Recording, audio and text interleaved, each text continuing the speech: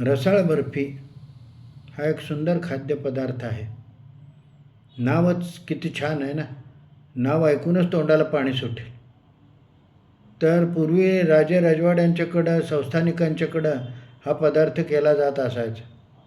माझी काकू काही निमित्ताने तिकडं संस्थानिकांच्या घरी खेळायला वगैरे जात असे.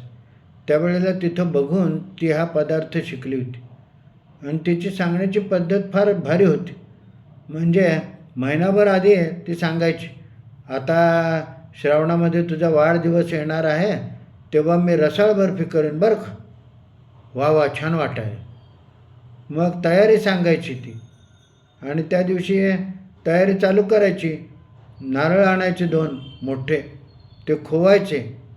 मग ते खोबरं घ्यायचं आणि एका कढईमध्ये घेऊन तुपावर परतायचं खोबरं. मग ते पातळ व्हायला लागतं हळूहळू.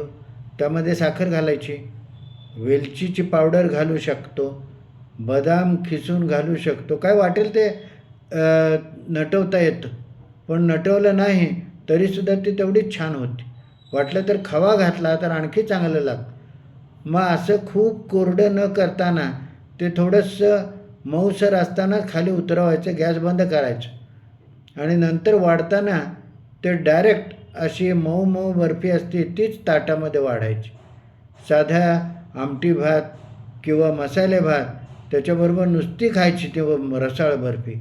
इतकी सुंदर लागते, काय विचारू नका. बघा एकदा करून. रसाळ बर्फी किती रसाळ असते ते कळेल.